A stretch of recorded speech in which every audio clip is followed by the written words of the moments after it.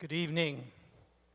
What a privilege it is to be together again and to talk about the magnificent gift of health that God has given us and the opportunity we have to be happy, healthy, and by His grace, holy.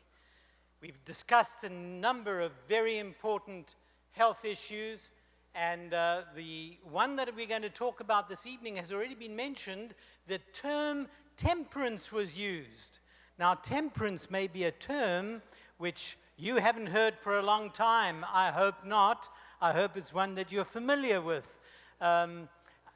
This picture is a scene which is replayed time again and again, particularly in homes where alcohol is used. And I'll never forget this very, very kind of picture going to a home where there was a heartbreaking domestic upheaval. This was the last straw.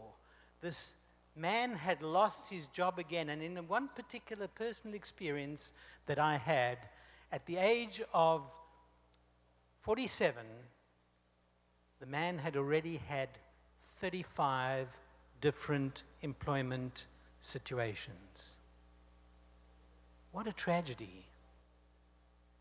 A pleasant, soft-spoken man, generally a kind father, one who was liked because he was always there. He was a sportsman. He was a mixer. He was social. And he would always say, "Alcohol is not my boss. I know just exactly how to deal with it." But he really didn't. Joe's problem was not only about alcohol. Joe's problem was tobacco as well. And not even the diagnosis of cancer of the larynx could motivate him to stop smoking for more than just a few months.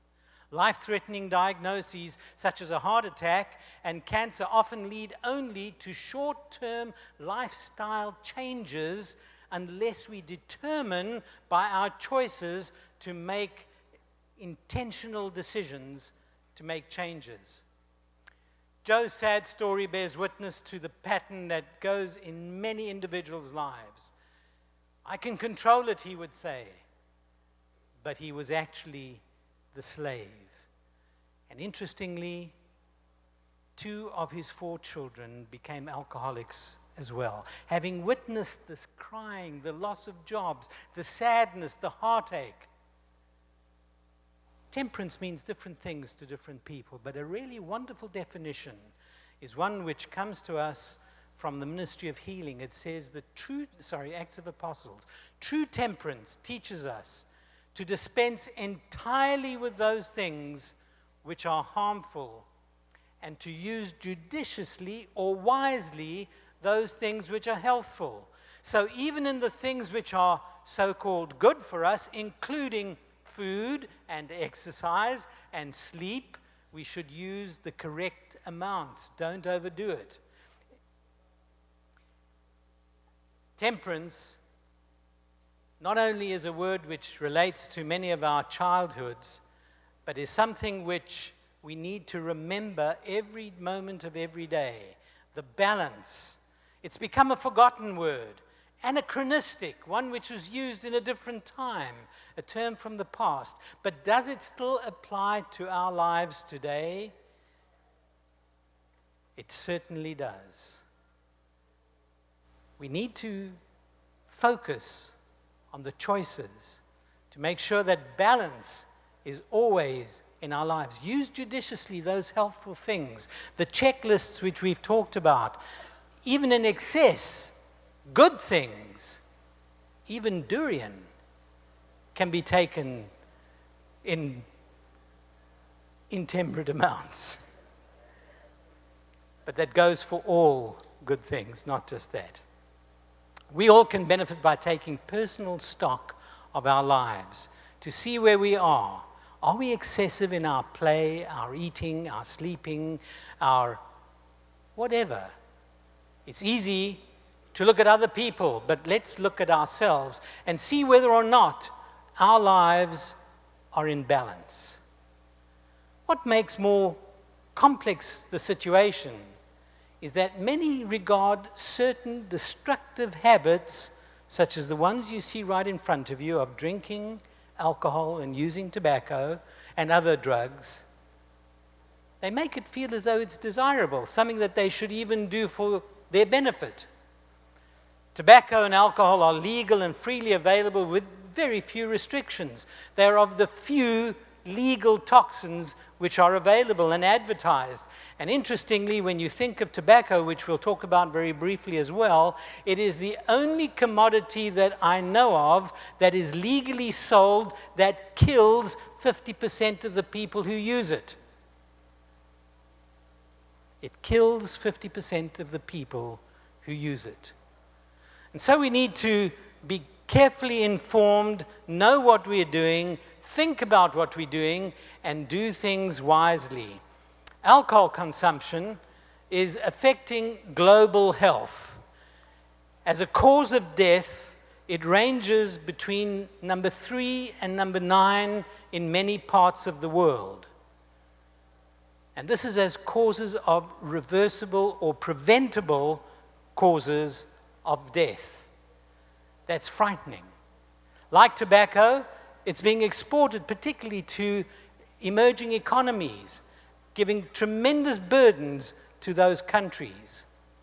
According to the World Health Organization, in 2011, approximately 2.5 million people die each year from alcohol-related causes. And then, it's interesting, people will come and say, "Doc, don't you think it's important for me to have just a little wine for my heart's sake?"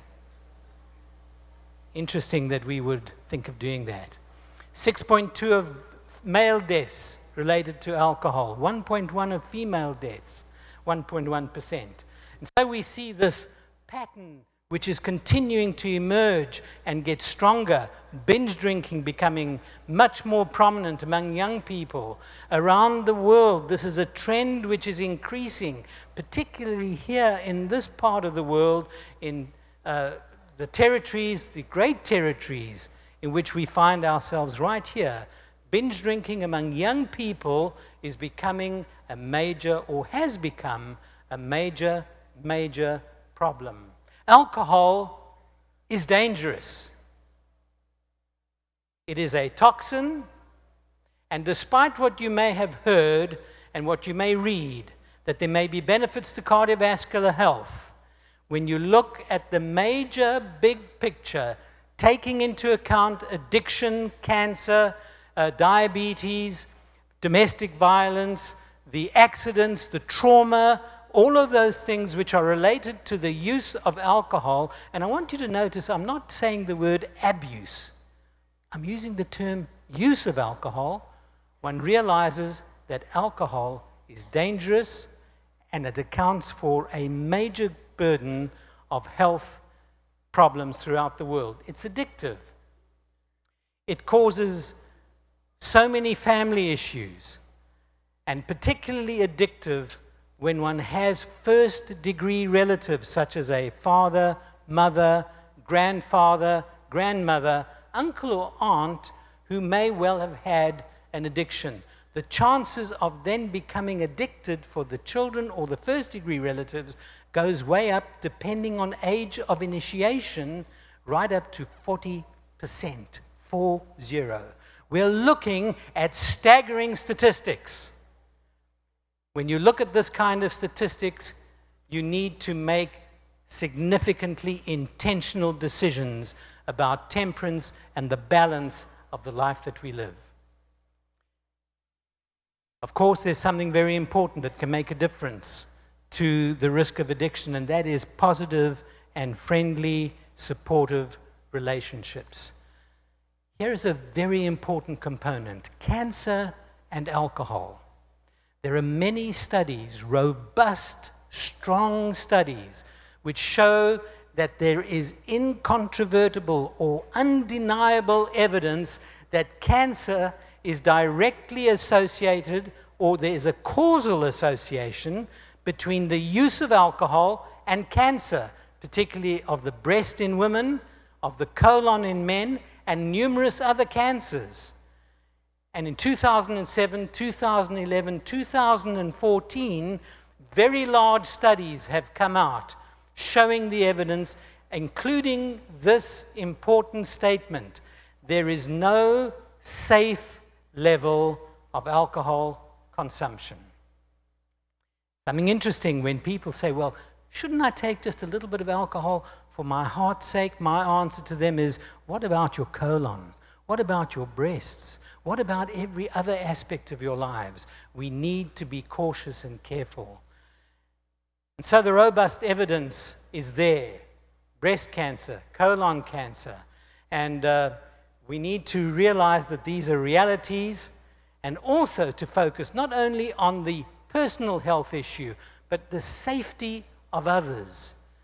It's estimated in many countries around the world that alcohol is associated with more than 50% at least of road fatalities. So it's not something that can be used without significant problems. In the year 2010, a very important study was shown in the Lancet Medical Journal, where Professor David Nutt showed, comparing differences between 9 different kinds of drugs, including tobacco, heroin, marijuana, alcohol. They concluded that the most dangerous drug of them all was alcohol. And you may say, well, what about cocaine? What about heroin? Well, when you include the damage that alcohol does to all those who are in the community, in the family, one realizes that it is a significant problem. It's been promoted as heart healthy, but the more papers that are looked at and are written and analyzed are beginning to show that many of the studies have been flawed because of incorrect biases placed in the analyses. And so one needs to realize that looking at the bigger picture and also looking at the specific picture of heart health and alcohol, alcohol is not safer, very definitely, and is no better, without any question, than normal preventive and therapeutic interventions such as exercise, diet, appropriately proven and safe medication interventions. So many people have looked at the studies that make a difference in life and heart health. And the ones that have shown absolute benefit without any doubt are not related to alcohol, but to exercise and healthful eating. And so I think that we can take these things to heart as we consider the issues related to alcohol and tobacco, seeing that tobacco kills nearly 6 million people each year. We looked at alcohol killing 2.5. Here we have alcohol killing over 6. Nearly 80% of the world's 1 billion smokers live in low and middle income countries. And so we see that these two legalized poisons are available freely, but should be avoided intentionally. Consumption of tobacco products is increasing. 1 person approximately dies every 6 seconds. So in the time it took me to take every 6 seconds, another person died because of tobacco use. Up to half of the current users will eventually die from it. It's a gradual killer. It doesn't take its victim immediately usually. It does it over time, and it's regrettable when it happens. Pregnancies are affected. It's a gateway drug to the harder drugs, so-called, such as marijuana, cocaine, heroin, speed, methamphetamine, all of those things. They are associated with so many issues, and often the gateway was tobacco. Tobacco, which gives all kinds of cancer, heart disease, affects the unborn baby, and can be so addictive that people can oftentimes struggle until their deathbed to give it up. And as people smoke at younger and younger ages, and as they experiment with alcohol. And as marijuana comes onto the scene as being used more and more frequently and supposed to be legalized, we need to stand back, take stock, and look and see whether we will continue to make intentional choices, making sure that the choices we make are going to encourage good health. Avoid all things harmful, and use wisely those things which are healthful. We need to strive for true temperance in living. Joe and his family went through untold trauma because Joe could not do it. And even though we feel we may be strong-willed, it's often so difficult to attain that true balance. What a blessing that we have a strong and powerful God on whom we can rely, who will strengthen our will and give us the strength, power, intentional choices to make decisions which will rescue us from an unbalanced, intemperate, dangerous, and poisoned life. May God bless you as you remember the counsel that comes from Paul. Whether you eat, drink, or whatever you do, do all to his glory. And remember, there is power for you because he has promised through his servant Paul that we can do all things through Jesus who gives us strength. May God bless you as you choose intentionally to avoid all things harmful, embrace those things which are good, and use them wisely. You'll never regret it. May the Lord bless you.